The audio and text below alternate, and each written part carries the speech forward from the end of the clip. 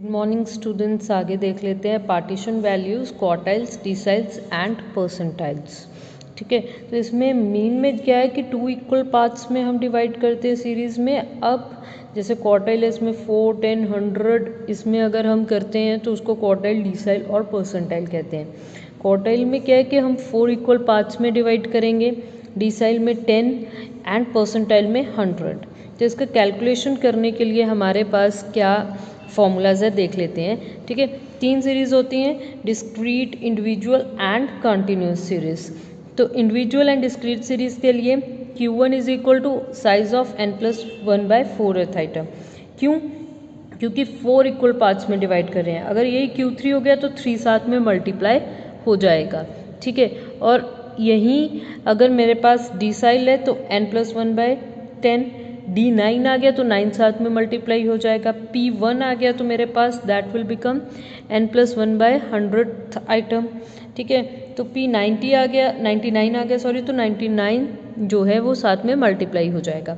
अगर यही continuous series है तो कंटिन्यूअस सीरीज़ में हमारे पास क्या आएगा, that is size of n/4th item.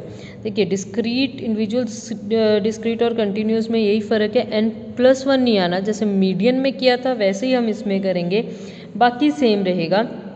और जो हमारे पास फॉर्मूला भी रहेगा वो मीडियन के जैसा ही रहेगा, that is L1 plus n/4 minus CF/F into I. ठीक है, सेम है हमारे पास, लेकिन क्या फ़र्क आ रहा है कि अगर क्वार्टाइल है तो 4 आ गया नीचे, अगर 3 साथ में है तो Q3 है तो 3n आ गया ओवर 4। ठीक है, तो अगर D है, D1 आ गया तो 10, अगर D9 है तो 9 मल्टीप्लाई हो जाएगा, P1 है तो 100 हो जाएगा। राइट, तो ये डिफरेंस है, बाकी ये मीडियन के जैसा ही है। अब देख लेते हैं इंडिविजुअल सीरीज़ में एक जो हमारे पास ये एग्जाम्पल है।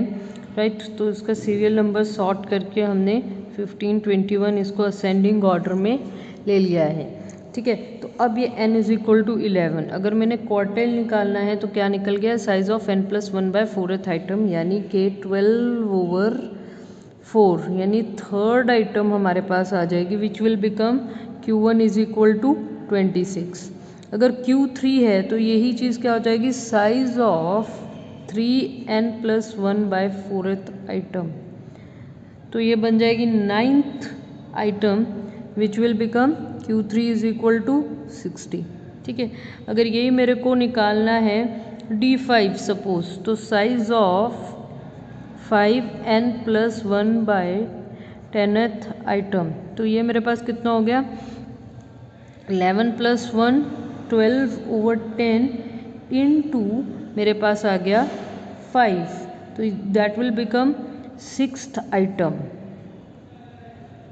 ठीक है, क्या हो गया ये, 5 इंटू 11 + 1/10। ठीक है, तो यहाँ से कैंसलेशन 2, 12 का 2 गया, 6th आइटम, तो 6th आइटम क्या हो गया, D5 इज इक्वल टू 45। ठीक है जी, और आगे अगर हम चल के देखते हैं तो मेरे पास अगर मैंने P25 सपोज निकालना है, साइज ऑफ 25 n+1/100th आइटम। ठीक है, तो ये देखिए, ये तो पहले 1 और 4 कैंसलेशन में जा सकते हैं, 11 + 1/4 हमारे पास आ जाएगा 12/4 थर्ड आइटम। ठीक है, तो ये third item, size of third item बनेगा, सो P25 मेरे पास क्या आ गया, 26।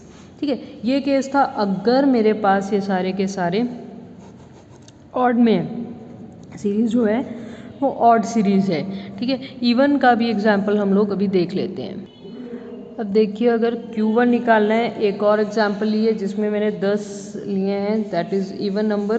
ठीक है, X को असेंडिंग ऑर्डर में वैसे ही हमने अरेंज कर लिया है। उसके बाद Q1 मेरे को साइज ऑफ n+1/4th आइटम मेरे पास आ गया है। ठीक है, तो n मेरे पास क्या है, 10 + 1/4, यानी कि मेरे पास ये आ गया है 11/4, यानी size of 2.75th item. Now अब हम ये कैसे करें, ना तो ये सेकंड आइटम है ना ही ये थर्ड आइटम है, तो कैसे इसको किया जा सकता है, तो इसके लिए हमें करना पड़ेगा कि साइज ऑफ सेकंड आइटम तो पूरा पूरा आ जाएगा साइज ऑफ सेकेंड आइटम। ठीक है, अब दूसरा हमारे पास क्या है, 75 जो है हमारे पास थिंग आ गई है, तो इसको हम कर लेते हैं 0.75 size of third item minus size of second item. ठीक है जी, यहाँ पे हमने क्या किया कि size of second item plus 0.75 size of third item minus size of second item. ठीक है, तो यहाँ पे साइज ऑफ सेकेंड आइटम मेरे पास क्या है 150, 0.75 जो है 3/4 होता है, थर्ड आइटम कितना है 170 और सेकेंड आइटम कितना है 150, तो यहाँ पे 150 प्लस 3/4 ये 20 आ गया। ठीक है, तो 5 3 ज़ा 15, 150 प्लस 15 इज इक्वल टू मेरे पास कितना आ गया 165। ठीक है जी, अब ये मेरा आंसर बन गया Q1 का। देखिए यहाँ पे क्या था, इवन था, इवन में हमने क्या किया 2.75 मेरे पास आइटम आई, तो मैंने सेकंड आइटम तो हमारे पास पूरी पूरी आएगी, तो 0.75 जो थर्ड में से सेकंड निकल गया तो उतना मेरे पास जो है 0.75 यानी 3/4 ऑफ द आइटम मैंने लेना है, तो उसका मेरे पास अल्टीमेटली 165 आ गया है। ठीक है, तो यही अगर मेरे पास Q3 हो तो साथ में 3 मल्टीप्लाई हो जाएगा। ठीक है, उसमें भी हम जो है सेम ही करेंगे इस केस में भी, राइट। चलो देख लेते हैं Q3 के केस में कैसा होएगा, that is size of 3n+1/4 item. ठीक है, तो यहाँ पे आ जाएगा, यहाँ पे आ गया 3 10+1/4 8.25 item, size of 8.25 item. Same वैसे ही हमने करना है। ठीक है, 8th आइटम को एज इट इज़ ले लेना है, 8th आइटम का जैसे 1/192 है। ठीक है, 8th आइटम 192 है हमारे पास, तो सेम ले लेना है, प्लस 0.25 जो हमारे पास आ जाता है 9th में से 8th को हमने माइनस कर देना है, तो हमारे पास आ जाएगा 200 माइनस 192। ठीक है, 192 प्लस ये 1/4 इसको हम लिख सकते हैं 8 यानी कि 194 मेरे पास क्या आ गया, आंसर आ गया इस केस में। ठीक है, इस तरीके से हमने Q3 निकालना है। सिमिलरली हम लोग जो है कोई और D9 या कोई भी और जो है हम निकाल सकते हैं। हमें यही फॉर्मूला जो है लेना पड़ेगा कि जितना हमारे पास आ रहा है उतना हमने जो है पूरा पूरा आइटम ले लेना है, जो बाकी का आइटम है वो 0.75 0.25 जो भी हमारे पास आगे आ रहा है अगली आइटम में से पिछली को माइनस करके बाकी का हमने साइज लेना है, राइट। अब ले लेते हैं डिस्क्रीट सीरीज़। डिस्क्रीट सीरीज़ में क्या x और f है हमारे पास, इसके इसमें हमें CF निकालना पड़ेगा।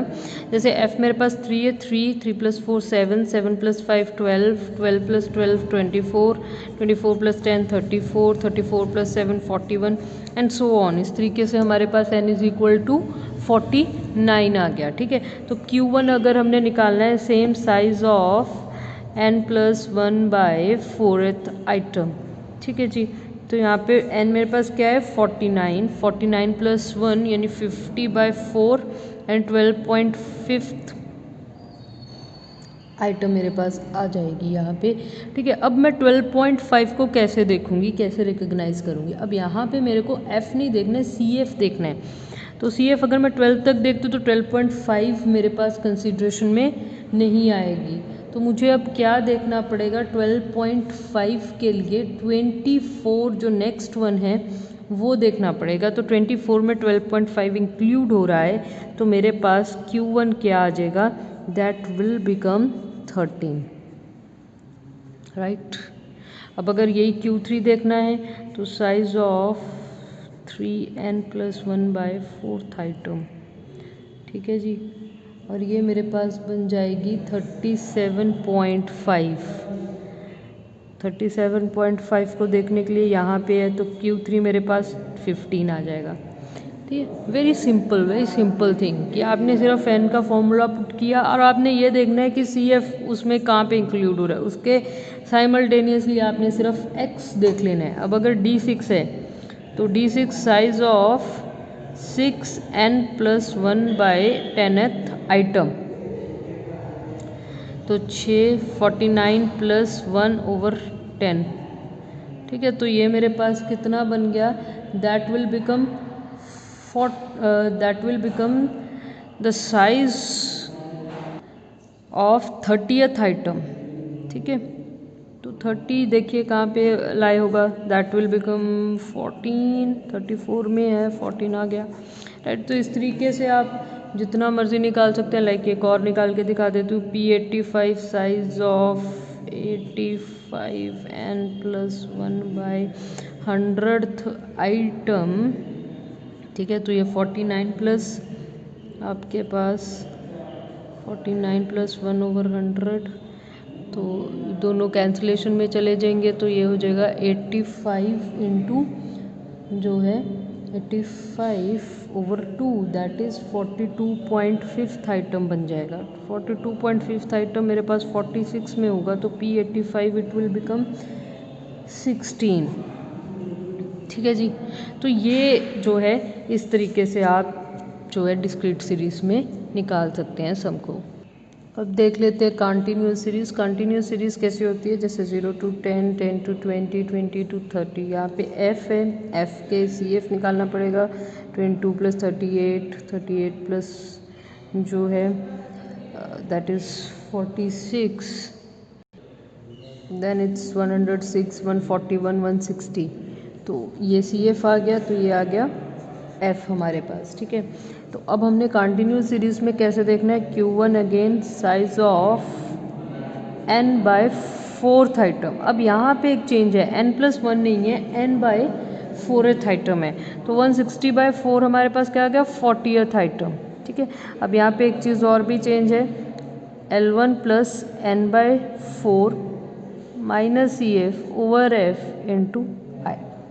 ठीक है जी, तो अब सबसे पहले मेरे पास देखते हैं 40th आइटम कहाँ पे लाई करेगा, 60 में लाई करेगा, तो ये बन जाएगा CF, ये बन जाएगी F, ये बन जाएगा L1।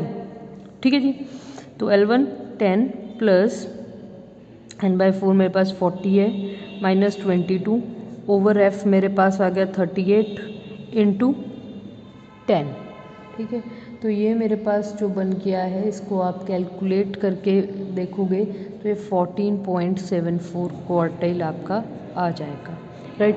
इस तरीके से आप परसेंटाइल भी निकाल सकते हो और 3 क्वार्टाइल भी निकाल सकते हो।